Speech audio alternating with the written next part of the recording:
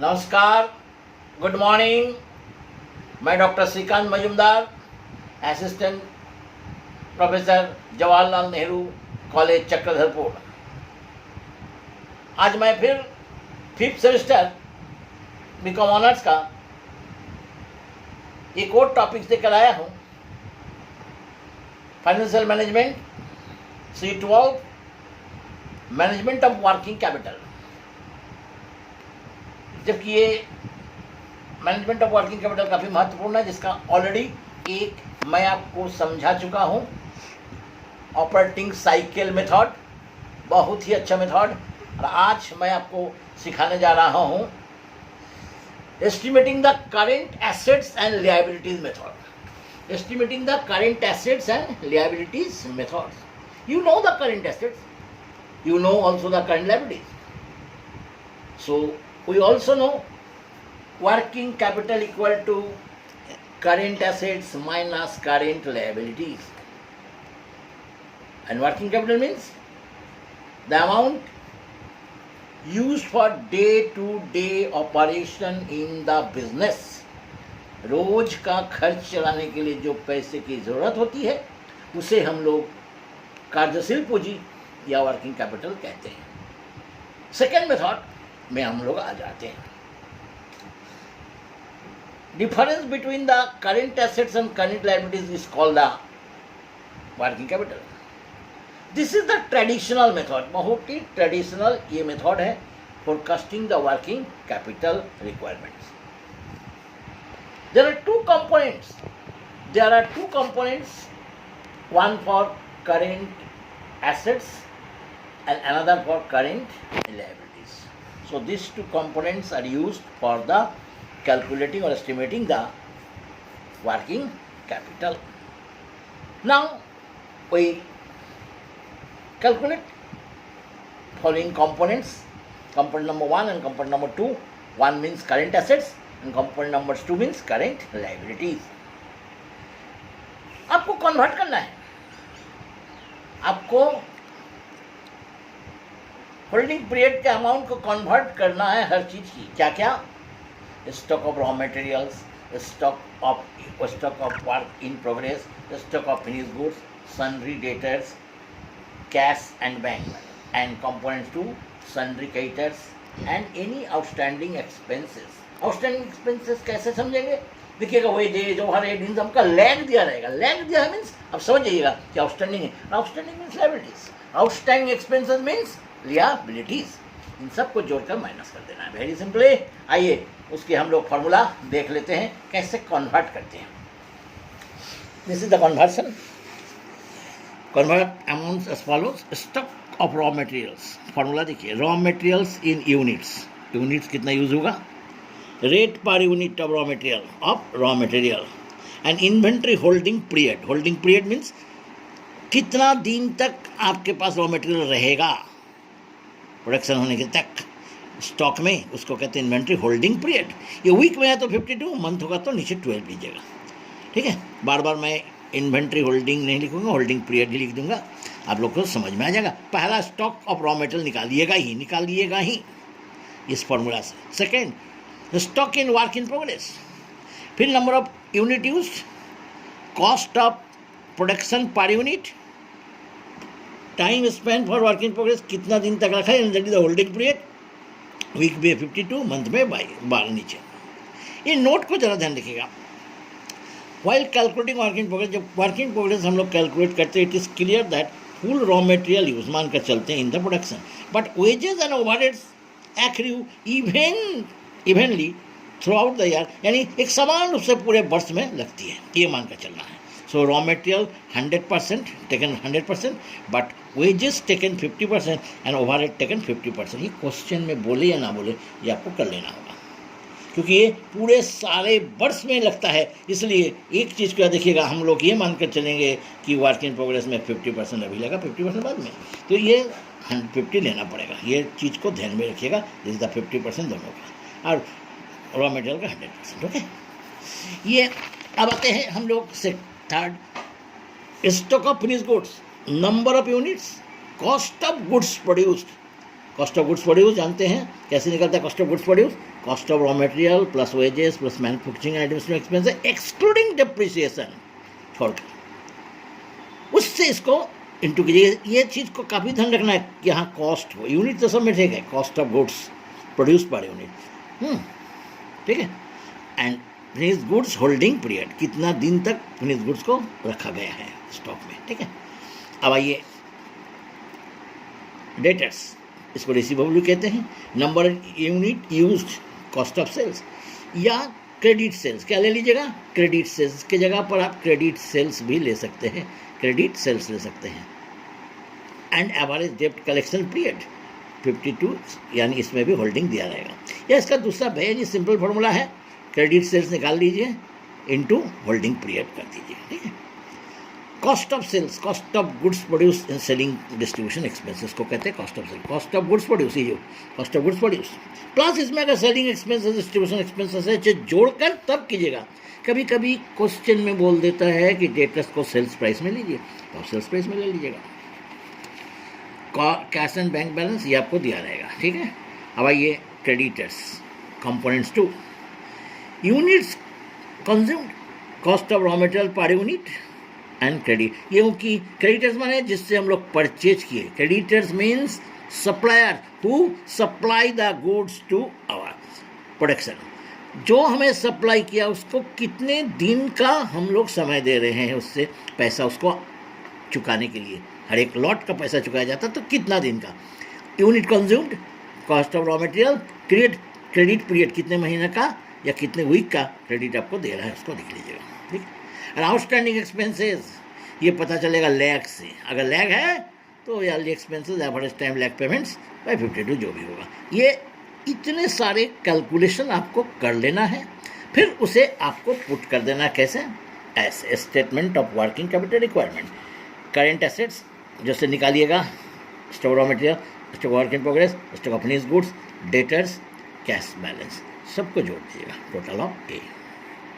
फिर current liabilities component number 2, creditors, outstanding expenses, आपको दोनों को जोड़कर घटा दीजिएगा, ए एंड बी माइनस कीजिएगा, निकल जाएगा वर्किंग कैपिटल। अगर रिजर्व पर कॉन्टिजेंसी है तो ऐड कीजिएगा, निकल जाएगा वर्किंग कैपिटल रिक्वायरमेंट। समझ गए? इस चीज़ को जरा ध्यान से सुनिएगा, इस चीज़ को ज़रा ध्यान से सुनिएगा। ये 4 कैलकुलेशन आपको काफ़ी इंपॉर्टेंट है, जो कि ऊपर के फॉर्मूला से निकल जाएगा। फॉर्मूला भी वेरी सिंपल है।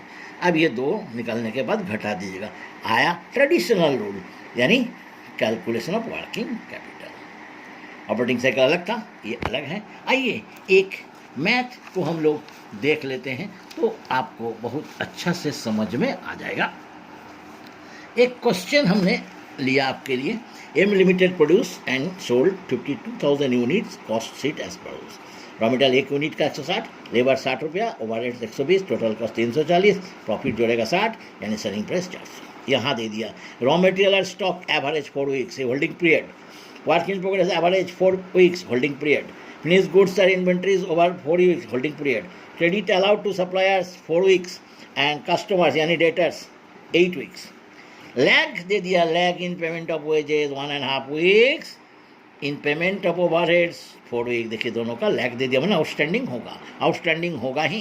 1/4 of output sold in cash in hand इतना दे दिया, प्रिपेयर द स्टेटमेंट। देखिए कितनी सिंपल, ये क्वेश्चन आ चुका है एक बार एग्जाम में, अदर यूनिवर्सिटी में ऐसा ही क्वेश्चन आपको देता है, जो ना बहुत हार्ड है ना एकदम इजी है। आप आराम से इसको बना सकते हैं। कैसे बनेगा, आइए मैं आपको बनाने का तरीका पहले बताता हूँ।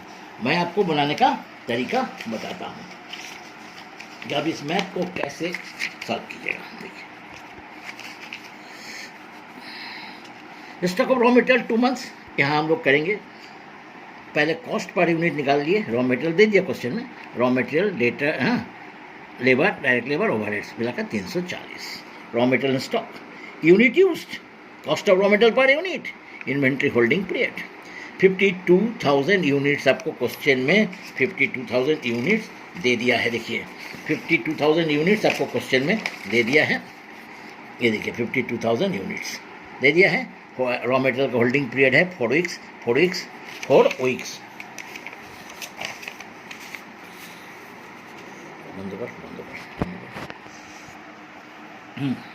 এখানে এটা দেখুন, units use 52,000, cost of raw material आपको दे दिया है 160 रुपया। कितना दिया है?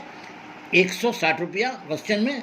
160 हमने ले लिया है। और इन्वेंट्री होल्डिंग पीरियड आपको कितना है? 4 वीक। 4/52। आप इसको कर लीजिए। इसको जैसे आप कीजिएगा तो आपका आ जाएगा 6,40,000 टोटल। आप यहाँ पुट कर दीजिएगा 6,42,000। Okay, note number 2। फिर आप आते हैं stock of work in progress. Raw material हो गया work in progress. Work in progress में याद रखिएगा आपको लेना पड़ेगा 50%। वर्क इन प्रोग्रेस में 50% लेना पड़ेगा, ये मानकर चलते हैं 50%। ठीक है।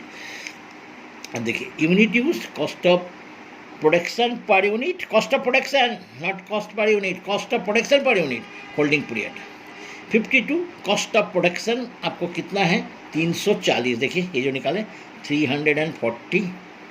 होल्डिंग पीरियड आपको दे दिया है, होल्डिंग पीरियड आपको दे दिया है। क्वेश्चन में अगर हम लोग देखेंगे होल्डिंग पीरियड इसका कितना है? 4 वीक्स। 4 वीक्स तो हम लोग कितना लिखेंगे? 4/52 एंड हाफ कर देंगे, क्योंकि ये 50% हमने आपको समझाया, अभी नोट में भी दिखाया 50% दैट इज हाफ। अगर इसको हाफ कर लेते हैं, गुना भागा काटा करेंगे तो 6,80,000 आएगा। कितना आएगा? 6,80,000। 6,80,000 पुट कर देंगे। अब आते हैं हम लोग फिनिश गुड्स इन स्टॉक। ये 50% नहीं होता है कंप्लीट हो जाने के बाद। Units, cost of production per unit into holding period. Cost of production यानी फिनिश गुड्स कितना है? 50। कॉस्ट ऑफ प्रोडक्शन 340 रुपया। होल्डिंग पीरियड इसमें दिया है 4 वीक। 4/52 तो आपको हो जाएगा 13,60,000। कितना हो जाएगा? 13,60,000। ट्रेड रिसीवेबल, ट्रेड रिसीवेबल देखिए ट्रेड रिसीवेबल 8 वीक्स। लेकिन इसमें कॉस्ट ऑफ क्रेडिट सेल निकाल लेंगे। Cost of sales 52,340। Cost of sales 1,76,80,000। Cost of sales 1/4 बोला कैश सेल्स, 1/4 कैश सेल्स। ये देखिए 1/4 आउटपुट सोल्ड इन कैश, 1/4 तो आप 1/4 इसको हम लोग निकाल लेते हैं। इसका 44,20,000 माइनस कर देंगे 1,32,60,000 that is the credit sale. अब फॉर्मूला देखिए, credit sales into holding period. Credit sales into holding period 8/52 20,40,000। अब हम लोग इसको पुट कर देंगे 20,40,000। 20,40,000। कैश बैलेंस आपको दे दिया है। देखिए कैश बैलेंस दे दिया है 50,000। Cash balance 50,000। Cash balance 50,000 total कर देंगे।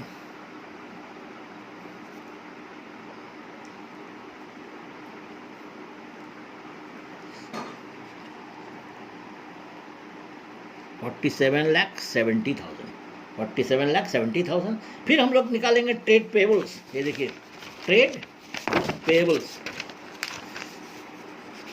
ट्रेड पेबल्स यानी ट्रेड रिसीवेबल पर trade payables creditors for raw material that is trade payables. Creditors को ना पेमेंट करेंगे। Units price of raw material लीजिएगा, क्योंकि रॉ मटेरियल होती है कच्चा माल जो सप्लाई करता है उनको पैसा देते हैं, वही ना हमारे लिए सप्लायर्स होते हैं। तो कितना दिन का क्रेडिटर्स होगा? वही होल्डिंग पीरियड, उसमें 4 वीक्स। देखिए 52 यूनिट्स, 160 रुपये एक यूनिट का कीमत है रॉ मटेरियल का, 6,40,000। कितना आ जाएगा? 6,40,000। आउटस्टैंडिंग वेजेस लैग है, लैग होने से आउटस्टैंडिंग वेजेज, लैग पीरियड देखिए वेजेस का 1.5 वीक्स। 1.5 वीक्स देखिए outstanding wages 1.5 weeks, lag period.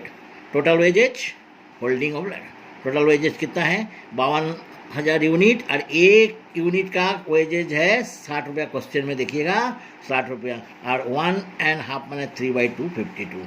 कुल मिलाकर हम लोग इसमें देखते हैं आ जाएगा कितना? 90,000। फिर आइए ओवरहेड, ये भी लैग पीरियड है 4 वीक्स का, वो यूनिट पर यूनिट ओवरहेड्स, यानी इसमें भी हम लोग करेंगे 52,000। ओवरहेड का कीमत है 120 रुपया। और लैग पीरियड है 4/52। कुल मिलाकर इसमें भी आपको हो जाएगा 1 कट जाएगा 4/48, यानी 4,80,000, 4,80,000। तो वेजेज कितना आया? वेजेज आया आपको 90,000 और 4,80,000। कुल मिलाकर आपको हो जाएगा 12,09,13 12,10,000 हो गया। Working capital A minus B यानी 47,70,000, इसका हो जाएगा 12,10,000। इसमें से इसको घटा देंगे, फाइनली आपको आ जाएगा 35,60,000 वर्किंग कैपिटल रिक्वायरमेंट। इसमें रिजर्व पर कॉन्टीजेंसी नहीं है, इसलिए यही है आंसर। समझ गए? कितनी सिंपल तरीका, खाली फॉर्मूला को अच्छा से जानिएगा। और मैंने कन्वर्सन करने का तरीका भी बता दिया आपको। बस आप केवल इस क्वेश्चन को एक बार देखिए, आप बुक में जितने क्वेश्चन है उसको बनाइए। हम समझते हैं कि आपको वर्किंग कैपिटल में चाहे ऑपरेटिंग साइकिल मेथड हो या आपको दूसरा किसी भी मेथड, ये मेथड हो, ट्रेडिशनल मेथड, आपको प्रॉब्लम नहीं होना चाहिए। ठीक है, अगले दिन मिलते हैं। नमस्कार, ठीक से रहिए, अच्छा रहिए।